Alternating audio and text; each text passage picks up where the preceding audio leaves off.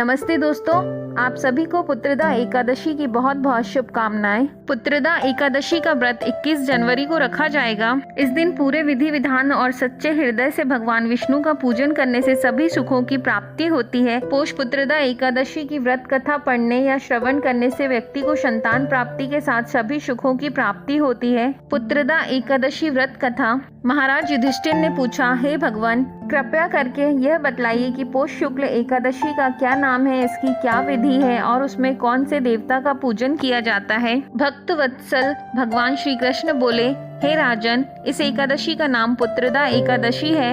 इसमें श्री नारायण भगवान की पूजा की जाती है। इस चर और अचर संसार में पुत्रदा एकादशी के व्रत के समान कोई दूसरा व्रत नहीं है।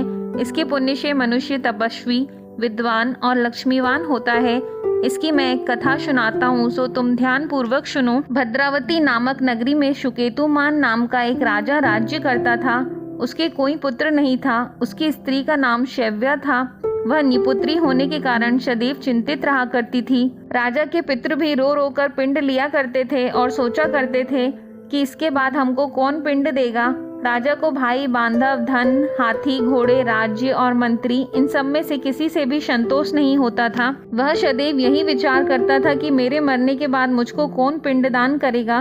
बिना पुत्र के पितरों और देवताओं का ऋण मैं कैसे चुका सकूंगा। जिस घर में पुत्र न हो उस घर में सदैव अंधेरा ही रहता है। इसलिए पुत्र उत्पत्ति के लिए प्रयत्न करना चाहिए। जिस मनुष्य ने पुत्र का मुख देखा है वह धन्य है। उसको इस लोक में यश और परलोक में शांति मिलती है, अर्थात उनके दोनों लोग सुधर जाते हैं।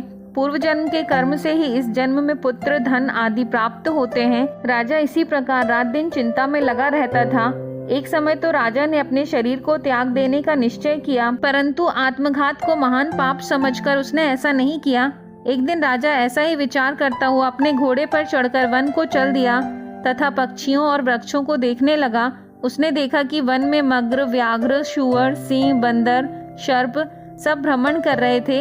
इस वन में कहीं तो गीदड़ अपने कर्कश स्वर में बोल रहे हैं, कहीं उल्लू ध्वनि कर रहे हैं। वन के दृश्यों को देखकर राजा सोच विचार में लग गया।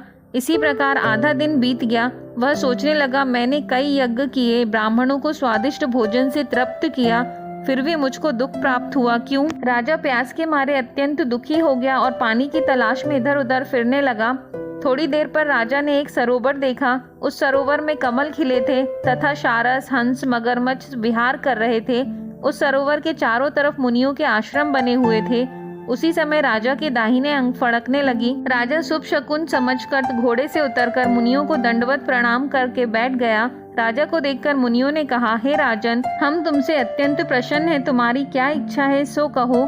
राजा ने पूछा, महाराज आप कौन हैं और किस लिए यहाँ आए हैं, कृपा करके बताइए। मुनि कहने लगी कि हे राजन, आज संतान देने वाली पुत्रदा एकादशी है। हम लोग विश्वदेव हैं और इस सरोवर में स्नान करने के लिए आए हैं। यह सुनकर राजा कहने लगा कि महाराज, मेरे भी कोई संतान नहीं है। यदि आप मुझ पर प्रसन्न हो तो एक पुत्र का वरदान दीजिए। मुनि बोले, हे राजन, आज पुत्रदा एकादशी है, आप अवश्य ही इसका व्रत करें। भगवान की कृपा से अवश्य आपके घर में पुत्र होगा। मुनि के वचनों को सुनकर राजा ने उसी दिन एकादशी का व्रत किया और द्वादशी को उसका पारण किया। इसके पश्चात मुनियों को प्रणाम करके महल में वापस आ गया। कुछ समय बीतने के बाद रानी ने गर्भ धारण किया और 9 महीने के पश्चात उनको एक पुत्र हुआ।